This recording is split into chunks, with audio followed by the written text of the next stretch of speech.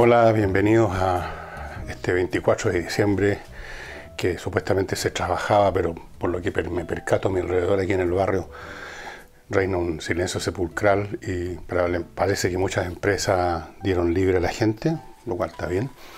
Y les recuerdo antes de empezar realmente que el programa lo pueden ver lunes a viernes a las 8:30 de la noche en el canal 31 Prime del grupo GT de Manquehue y Telefónica del Sur. Creo también que están transmitiendo algún programa de la semana el sábado y el domingo, pero no lo tengo claro, me están contando. Y entramos en materia con un tema que tengo aquí en este viejo blog de los que entregaban en el fisco hace como 60 años atrás, para contarles que he estado viendo el tema de la salida de Soto y de todo este revuelo que se produjo en Carabineros. Y por ahí me encontré en un medio digital que se llama El Líbero con una tesis distinta para explicar todo lo que ocurrió esos días. Una tesis que aparece bien entretenida, así por la misma razón que parecen entretenidas las novelas de misterio, las novelas de espionaje, es más enredada, tiene más vericueto. La tesis sería que había un acuerdo entre Piñera y Soto de llevar a cabo un tiraje a la chimenea fenomenal y en forma conjunta idearon este dispositivo de que se le pidiera la renuncia y todo lo demás, y entonces el general Soto, siendo todavía director, iba a llamar a retiro como 10 generales, y de esa forma, y ese era el objetivo de toda esta operación maquiavélica, el presidente no iba a estar obligado a elegir al sucesor de Soto de las 5 antigüedades que sucedían, que venían después de Soto, porque él quería llegar más abajo, quería llegar hasta el general que él quería tener de director, el señor Rosa, y entonces se habría procedido de esa forma.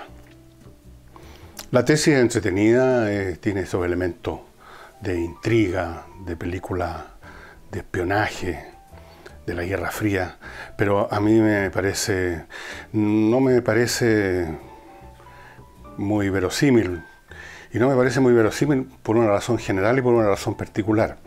La razón general es que yo sigo el principio de la navaja de Occam, que es ese principio que estableció un filósofo de la época medieval, don Guillermo de Occam, de que cuando hay varias explicaciones posibles de un fenómeno, más vale elegir la explicación más simple, la que no tiene tantos vericuetos y cosas, que normalmente son artificiosas. Y la segunda razón más particular es que me parece inconsistente esa tesis. Me parece que si el presidente quería avanzar más en la línea de sucesión hacia abajo, tenía simplemente, y ya que era tan compadre o amigo o socio, o de algún modo tenía buena relación con Soto, seguramente la tenía y la tiene, era cuestión que le pidiera que llamara a retiro a todos esos generales, y después, si quería, él mismo, para no parecer como el que se quedaba a bordo después de esa poda, presentara su renuncia y él se la iba a aceptar y todo lo demás. Tal como se hicieron las cosas, parece enredoso hacerlo de esta otra manera indirecta y con tanto ruido, con el director apareciendo con eso de que acepto pero no dimito, y todas esas situaciones que se produjeron de hecho, estaban de más, habrían estado completamente de más y habrían producido más problemas que beneficios. Entonces la tesis me empieza a parecer a mí más bien que es una fabricación a posteriori, amablemente filtrada a algún medio, para explicar y para aminorar la sensación que me quedó a mí y que nos quedaron muchos chilenos, que el gobierno fue sorprendido con los pantalones abajo y que este fue un gesto inicialmente solamente de Soto, pero en sintonía con un estado anímico de mucha gente en el cuerpo carabinero, que fue la tesis en que me fui el día viernes. Eso quería contarles. Ustedes verán, en todo caso, de cierto sentido podríamos decir que es inmaterial. Cualquiera que sea la mecánica, si fue esa conspiración sofisticada que cuenta en el Líbero, que dice que estábamos todos equivocados, que esa era la explicación. O si es la explicación mía, o si es cualquier otra, da lo mismo. Al final, lo que interesa y lo que importa es cuáles son las consecuencias que va a tener el cuerpo carabinero. Eso está por verse. Yo creo que no son buenas. No estoy diciendo con eso que no había que hacer nada. Estoy diciendo que estamos en una situación el Cuerpo Carabinero y otras instituciones en Chile, están en una situación tal que las reparaciones son brutales y producen sus propios problemas, pero por otro lado son casi inevitables. Así que no estoy aquí predicando que no se hiciera nada no. Y otra cosa nacional que se ha producido, el Tribunal Constitucional va a sesionar hoy precisamente, y creo que ya está sesionando en este momento mientras estoy hablando, para examinar el requerimiento de Chile Vamos respecto a que sería inconstitucional el proyecto que dificulta las libertades condicionales y que tiene nombre y apellido. Es para impedir que pudieran tener éxito las peticiones en ese sentido de la gente que está en Punta Peuco. Respecto a eso, ustedes recordarán que cuando se inició este tema, cuando el tribunal aceptó que tenía sustancia el reclamo de Chile Vamos y que había que discutirlo, les dije que esto iba a ser motivo de manifestaciones y de situaciones. Y me quedé corto porque la manifestación consistió en que le sacaron la cresta al señor, ¿cómo se llama? Iván Aróstica, presidente del tribunal. Lo pillaron a la salida y con gran audacia y valentía y heroísmo una patota le pegó a este señor, que no se podía defender, es un hombre mayor. Y nadie se puede defender contra una patota que te tira patadas, pellizcos, puñetes por todos lados. Esa es la clase de manifestaciones que ahora podemos esperar, dicho sea de paso. Es lo que ocurre siempre cuando va haciéndose más radical un proceso político, cultural, un movimiento, y es que lo que parte con gente vociferando se termina con gente pegando. Así que le argumentaron a Aróstica sus razones jurídicas pateándolo en el suelo. Así que la pregunta es: ¿qué va a ocurrir hoy día? Por supuesto, ahora el lugar va a estar protegido por carabineros, supongo yo. Pero por lo menos podemos esperar que va a haber una manifestación, como mínimo se va a intentar hacerle ver a estos fascistas del Tribunal Constitucional, salvo que voten favorablemente las cosas, que las vean favorablemente de acuerdo a los gustos de la masa que se va a juntar ahí. Estamos viviendo ya esa etapa en el proceso político chileno en que por un lado los movimientos van perdiendo membresía, la gente común y corriente que participaba se empieza a quedar en la casa, ya no le está gustando el tono cada vez más delirante, cada vez más extremo, o al mismo tiempo se están cansando, la gente no tiene energía ni paciencia para estar mucho rato en ninguna cosa. Entonces van quedando los más decididos, los más radicales, los más rechinantes, y por lo tanto el movimiento va adquiriendo un carácter al mismo tiempo más minoritario, pero más activo, más agresivo y finalmente más violento. Vamos a ver qué ocurre hoy día, no podemos saber qué está ocurriendo hoy día, quién sabe. Y algo más importante que todo esto es algo que vamos a contarles, vamos a comentarles inmediatamente después, que les recuerde, amigos, que todavía están a tiempo, porque hasta ahora ustedes podrían comprar alguna cosa, para entrar a bowmex.com y encontrar de todo. Voy a darles la lista. Pulseras de Charms. Platería con cristales de Swarovski. Ustedes los ubican, esos cristales muy bonitos tallados. Es un estilo que se creó en Austria, me parece. Platería italiana. La nueva línea Moonlight de plata esterlina y piedra luna. Las joyas de Bohème, exclusivas porque tienen estos diseños exclusivos. Las joyas masculinas y urbanas de plata de palo. No me pregunten qué es plata de palo, pero es plata de palo. Y platería mexicana, y todo usted lo recibe en la puerta de su casa. O sea, hoy día, si no quería moverse, porque está en su empresa, se decretó que hoy día era libre, como me parece a mí que ocurre con las constructoras a mi alrededor, bien, lo puede hacer. Usted entre bowmex.com, elija lo que quiere, ordénelo, cómprelo y le va a llegar en la puerta de su casa. Así que puede hacer de esta Navidad una muy brillante. Una de esas Navidades que... brillante. Les quería contar eso. Después les voy a contar de otros de mis auspiciadores. Les voy a contar, sí, esto no es un auspiciador, sino que quiero ponerlo en conocimiento.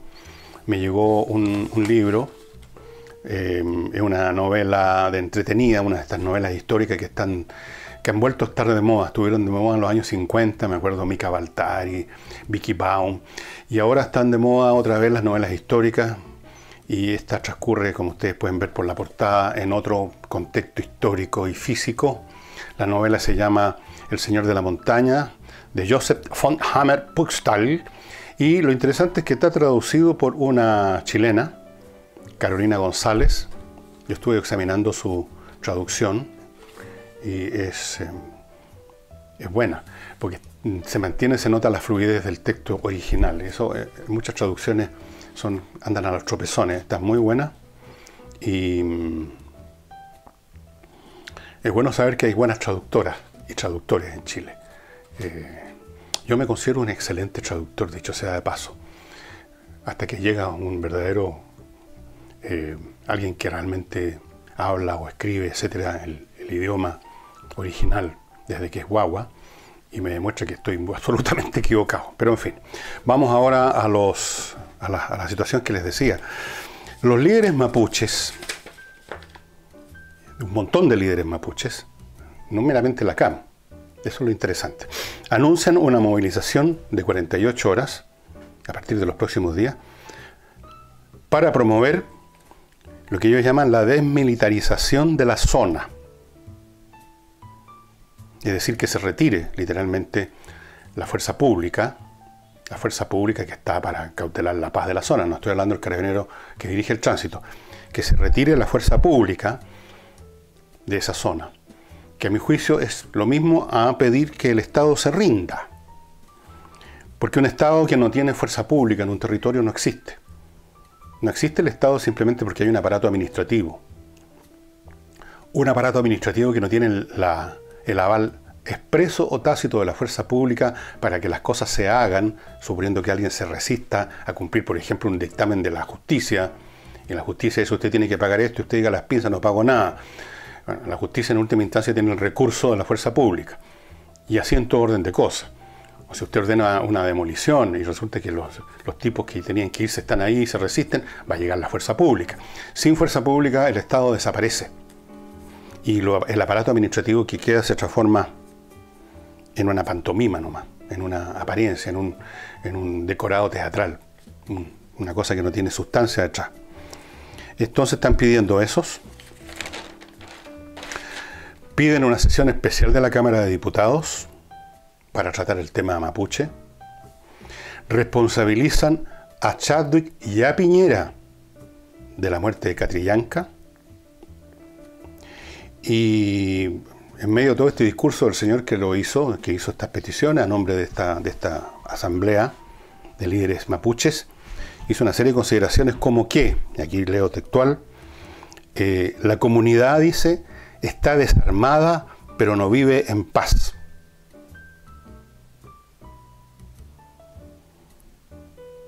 ¿A qué comunidad se refiere que está desarmada y no vive en paz? Si se refiere a la CAM, ni están en paz ni están desarmados.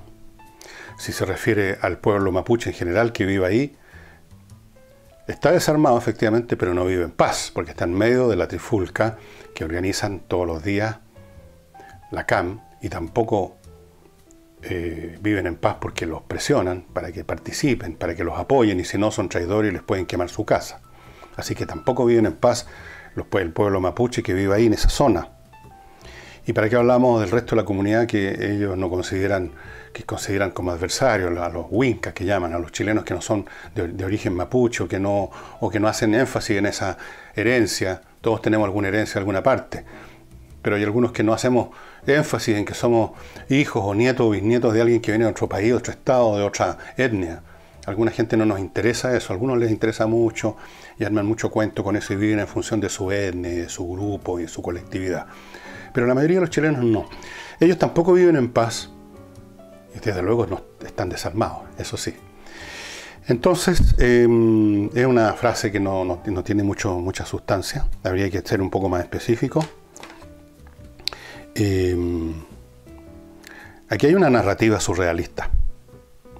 Hay una narrativa surrealista que invierte todo, pone las cosas patas para arriba. O sea, aquí están hablando, por ejemplo, si se refieren a la CAM, hablar de que están en paz y desarmados, cuando son precisamente el grupo que inició las acciones de violencia. Ellos las iniciaron. No fue el Estado el que se puso a quemar camiones. No fue el cuerpo carabinero el que se puso, digamos, fue a quemar a los Luxinger. Por eso que también esta frase de desmilitarizar la zona, los que la militarizaron, los que realmente la mantienen militarizada, son este grupo, que incluso se presenta en YouTube, en fotografías con trajes de combate, con armas de fuego de calibre militar, de armas de nivel militar. Entonces, si quieren desmilitarizar la zona, yo le diría a estos líderes indígenas que le pidan a la CAM que deponga las armas, para empezar, porque ellos son los principales autores de la violencia.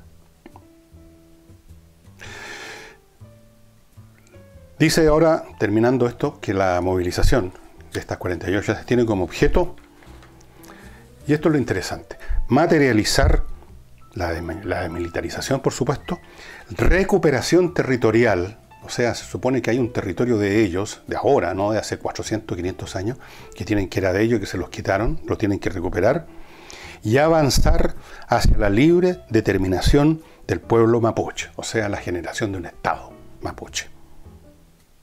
Hablan de frentón, aquí no estoy interpretando, de conformar un gobierno mapuche en el sur.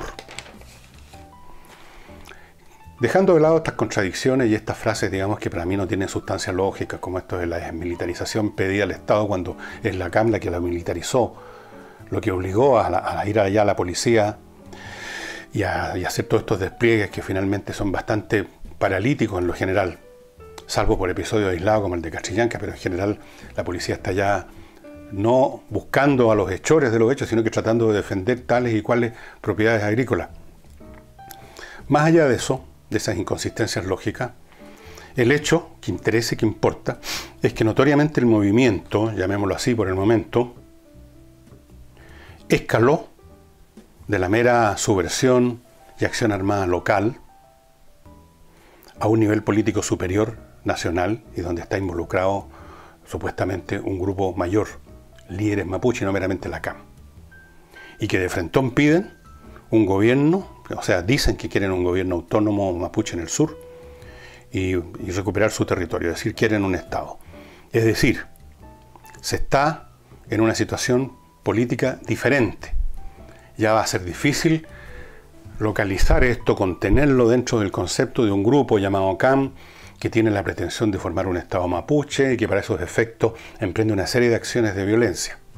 Ahora tenemos unos líderes de muchas comunidades que están planteando abiertamente, ni siquiera en forma indirecta, abierta y directamente, la constitución de un Estado mapuche. No sé cuántos mapuches están, de verdad, mapuches, gente que vive ahí o no vive ahí, detrás de esta petición. El problema que ha tenido siempre, y lo he dicho muchas veces, este movimiento es de que no sabemos realmente qué es lo que piensa la enorme mayoría del pueblo mapuche, porque nunca se le ha consultado. Pero de todas maneras, a alguien representan estos líderes. Hay desde luego más gente que simplemente los feligreses de la CAM, y por consiguiente, yo aquí, en verdad os digo, hermano, que estamos entrando a otro nivel del tema mapuche. Incluso es muy probable que estas movilizaciones sean menos violentas de lo que uno podría imaginar, y que no sean en absoluto violentas, porque ellos sienten que ya han ganado un espacio que está en un nivel superior y sienten que esta es la coyuntura, estoy usando el lenguaje leninista, la coyuntura política correcta para plantearse en este nuevo plano, porque ven, y con razón, a un gobierno y a un Estado completamente debilitado, un Estado que cuando se producen situaciones de fuerza en que muere gente de ellos, el Estado inmediatamente se apresura, este gobierno, a descabezar y hacer una poda en gran escala de carabineros, en este caso. Con o sin razón, en otros países del mundo. Jamás se hace eso. Se asume que en algunas situaciones las policías se les puede pasar la mano, pueden haber situaciones de violencia que no corresponden, como ha ocurrido en Estados Unidos muchas veces. Pero no por eso decapitan a la fuerza pública, porque ellos entienden que el remedio sería peor que la enfermedad. Y se las arreglan incluso a regañadientes para a menudo incluso dejar sin sanción a los culpables de un baleo donde un policía mata, por ejemplo, a una persona de color, como ha ocurrido varias veces, muchas veces. ¿Por qué? Porque hay un tema institucional. Ellos sienten que la policía no puede ser debilitada podando jefes y haciendo rodar cabezas por lo que hizo una persona. Acá en Chile tenemos otro criterio, supongo que más progresista, y caen las cabezas. Entonces ellos sienten que el Estado está débil, que tienen una postura favorable de mucha gente, y que ven que Catrillanca se convirtió de un personaje que muchos consideran, bueno, hay muchas historias sobre quién era Catrillanca y qué hacía Catrillanca durante su vida. Yo no las voy a decir por respeto a la familia Catrillanca, pero hay bastantes versiones. Da lo mismo lo que era Catrillanca cuando vivo, ahora cuando muerto es un mártir de la causa. Entonces se genera una situación que ellos consideran positiva para ellos y el movimiento ha escalado a un nuevo nivel político. Cuando ya están empezando a participar distintos líderes de distintas comunidades y no es solamente una acción de la CAM, entonces estamos en otro plano político. Ténganlo en cuenta. Antes de continuar,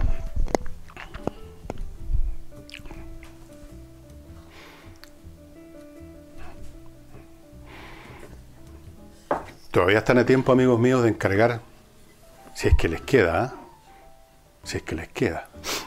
una botella de este vino tan rico para la comida de esta noche. Supongo que ustedes van a celebrar esta noche y la comida con la familia. Aprovecho en estos momentos y la oportunidad de desearles que tengan una cena muy agradable. Este ha sido un año como las pelotas para muchos. ¿Para qué les cuento para mí? Pero para muchos. O sea, ha sido un año muy conflictivo, muy fuerte, muy intenso, muy camote. Uno ya mira como una cosa dorada los años de la Concertación, ¿recuerdan? Entonces, por lo menos de vez en cuando uno trata de olvidarse de todo eso, juntarse con la familia, tomarse unos traguitos, comer rico. Y qué mejor que comer rico con una botella de esta viña del vino personalizado. Ustedes podrían aprovechar esto, no sé si alcanzarán para hoy día, pero por ejemplo podrían ya empezar a prepararse para el año nuevo y pedir una botella con un diseño entretenido que les tinque a ustedes, porque ellos le ponen la etiqueta que usted quiera, ya lo saben, el nombre que usted quiera, qué sé yo. Y ya ven que todavía no resuelvo, ni ya no lo intento, el puzzle de madera. Llamen. Ahí están los datos para llamar a Vino Personalizado, para pedir su botella, la botella, 2 botellas, 3 botellas, las que quieran y las que tengan todavía en stock en Vino Personalizado. Y recuerden que este año, no sé si creo que a mitad de año va a salir el reportaje, creo que en el National Geographic, pero no estoy seguro de esta viña.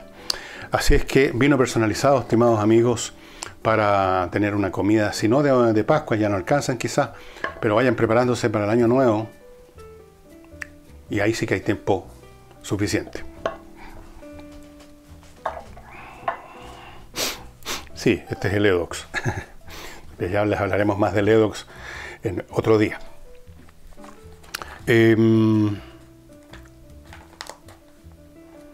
Vamos ahora a un caso que lo que ya está empezando a constituir un caso interesante de seguir en el plano de la política nacional. El caso de José Antonio Kast, que al principio, cuando asomó cabeza en la política nacional, en el escenario político nacional, parecía una figura de caricatura.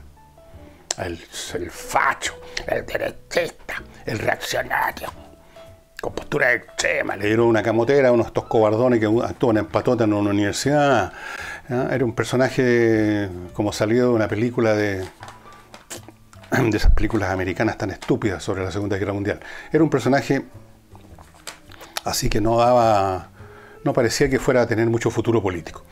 Pero fíjense ustedes que cuando uno va siguiendo lo que pasa con Kast, cuando uno empieza a leer así estos comentarios que llegan, muchos de ellos muy desagradables, muy insultantes, como es la costumbre de esta gente, sobre todo que escribe anónimamente, los manda los comentarios a las páginas digitales, los diarios.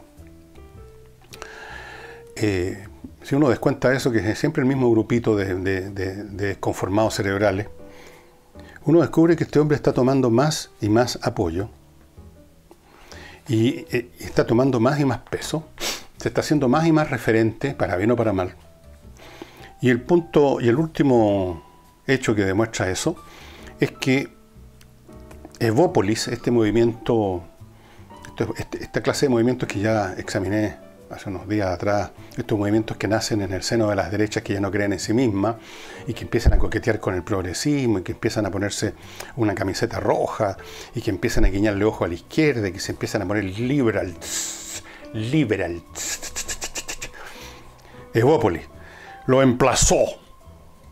Eso de emplazar suena al tiro ya como que lo están juzgando, como que el tipo lo pillaron matando a su señora con un cuchillo carnicero y hay que llevarlo al banquillo y después colgarlo. Lo emplazaron.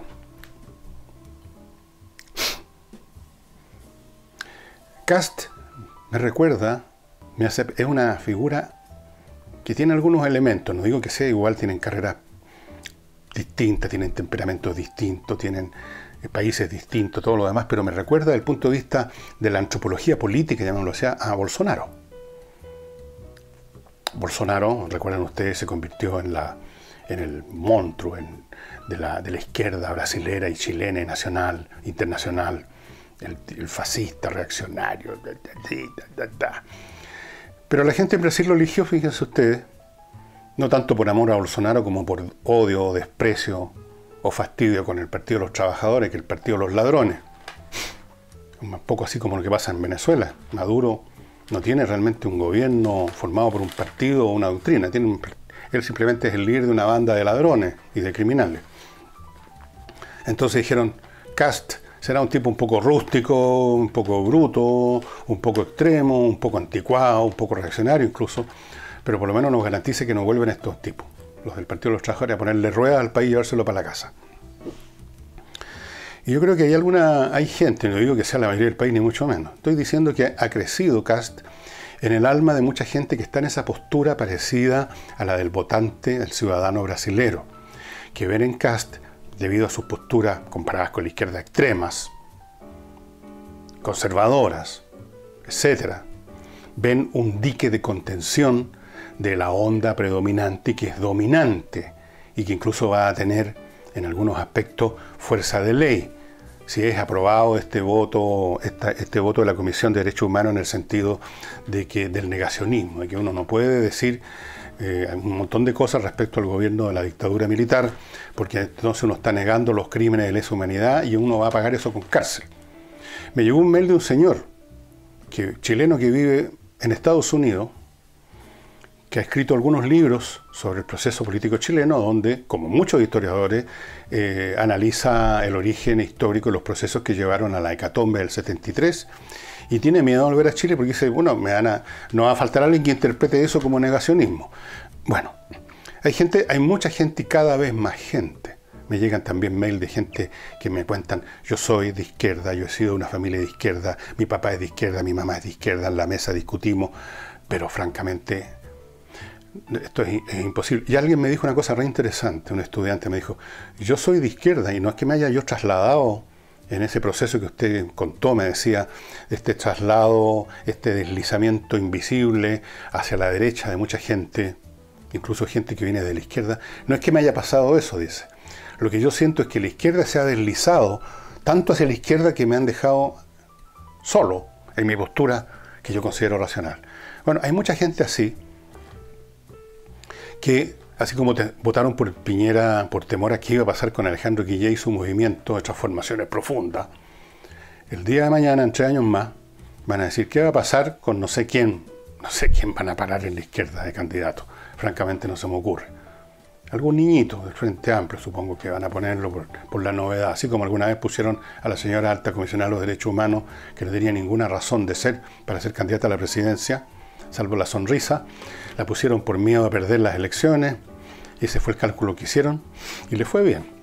Ahora capaz que pongan a algunos de estos chicos, a estos chiquillos amorosos y con buen crédito del Frente Amplio. Bueno, para evitar eso, hay gente que se va a deslizar más todavía, y ya no hasta Piñera, hasta José Antonio Caz. Yo no estoy diciendo aquí que va a ser un movimiento triunfador, que va a ganar como ganó Bolsonaro. Ni siquiera sé si va a ser realmente candidato a la presidencia el día de mañana. No sabemos qué pueda pasar. Estoy diciendo solamente que en este momento, hoy, 24 de diciembre del 2018, uno ha visto crecer la relevancia política de Kast, para bien o para mal. Relevancia para sus partidarios y relevancia para sus enemigos mortales. En cuanto a Evópolis, bueno, ya hemos dicho ya 1000 veces, seguramente lo emplazaron porque lo ven hacia la derecha y la derecha. Evópolis sigue haciéndose la idea, la vieja ilusión diría yo más bien, de que el futuro de Chile está en ese paisaje brumoso, ambiguo y además inexistente llamado el centro político. Algún día voy a tratar de examinar un poco más qué sustancia tienen y en qué momento tienen sustancia los conceptos de centro político. De dónde nace esa idea y cuándo esa idea puede tener alguna base de realidad y ser incluso interesante desde el punto de vista de lo que un país necesita. Pero lo que sí es claro y cierto es que en este momento en Chile y en muchas otras partes, como se está viendo, las posturas que pretenden ir hacia el centro están yendo hacia un lugar que no es políticamente relevante, porque los conceptos, las posturas en juego en Chile y en otras partes son más extremas, o por lo menos más hacia los polos, no están en el centro. Entonces, yo creo que todos estos partidos llamados de centro, a todos los cuales les ha pasado lo mismo, les está pasando una desintegración acelerada, el caso más notorio es la Democracia Cristiana, ven con una especie de pánico escénico que están parados sobre un terreno que se empieza a ir hacia los lados y por lo tanto se les van abriendo las piernas y se van a caer de un viaje por el centro. Es irrelevante el centro hoy en día. Es irrelevante.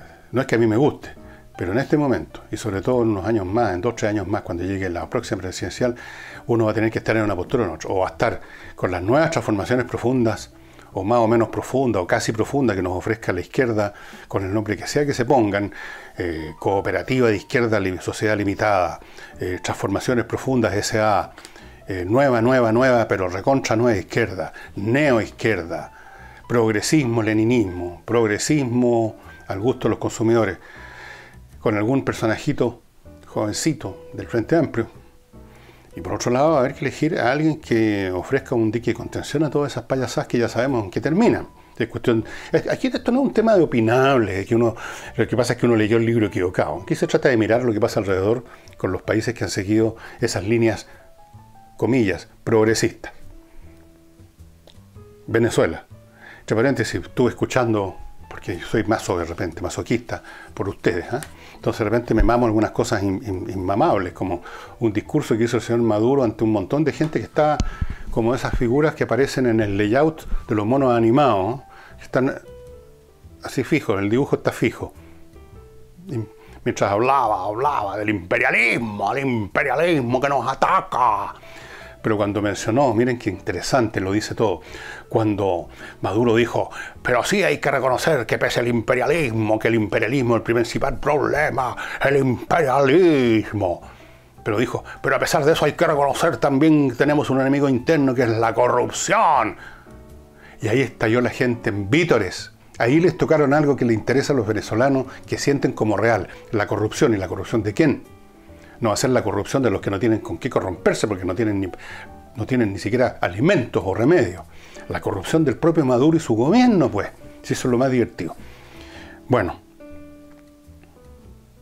estamos en esa. Estamos viviendo tiempos de cambio civilizacional, diría yo, o sea, en una gran escala, en valores, en cultura. Se está poniendo en duda el único sistema que hasta el momento yo conozco que funciona económicamente, que es el sistema de libre mercado capitalista. Les guste o no les guste, pero es el único que funciona, pero se le pone siempre permanentemente entre paréntesis, siempre hay algunos medios de prensa que están anunciando el apocalipsis para la próxima semana del sistema. Hay una revista que no voy a mencionar, que es famosa por eso y que me causa risa. Siempre está anunciando, aquí viene, ahora viene el lobo, viene feroz, viene más feroz que nunca el lobo, cuidado con el lobo, escóndase que viene el lobo. Bueno. Tenía varios temas más, pero ya se me ha pasado la hora y además estamos para 24, ¿no es cierto? Así es que, ¿qué les puedo contar, estimados amigos extra? Ya les mostré este libro, El Señor de la Montaña. Me dicen aquí que está en la librería Catalonia, está en el Fondo Cultura Económica y en el Paseo Único, una librería que me gusta mucho, a mí tienen mucho surtido.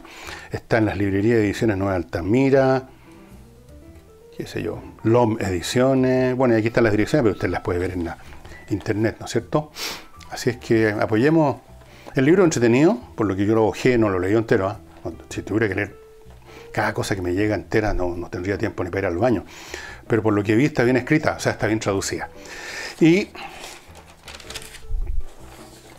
ojo, estimados amigos, no pierdan de vista este nuevo salto, que yo creo, puedo estar equivocado, por supuesto, pero yo creo que el movimiento de independentista mapuche, llamémoslo así, pasó a otro nivel. Hay que tomarlo en serio eso. Ya no es meramente la CAM y sus camiones incendiados y los ataques a personas como los Luxinger, que a todo el mundo ya se les olvidó, parece. Solamente se habla de Catrillanca. No, esto ya abarca a otras organizaciones mapuche y por lo tanto teóricamente ya tiene un peso político, una sustancia política mayor. Espero que esta movilización de 48 horas, que no explicó este señor en qué iba a consistir la movilización, sea lo más pacífica posible. Yo creo que les conviene hacerla pacífica, porque si la hacen violenta van a perder como en la guerra. Y eso sería todo. Les deseo una felicísima Pascua con sus familiares. Quizás ustedes son de los que reparten el regalo en la noche, que es bien pesado, después de comida, como a la 1 de la mañana, todavía abriendo paquetes. Pero algunos tenemos, yo soy de esos, tenemos esa costumbre desde niños. Hay otros que mañana en la mañana ponen los regalos en la cama de los niños, etc. Pero en cualquier caso se cena. Los 24 se cena en familia. A veces llegan algunos amigos que estaban solos, uno los invita a comer. Gente que está separada, que su familia se fue, uno los invita y van. Y pásenlo muy bien.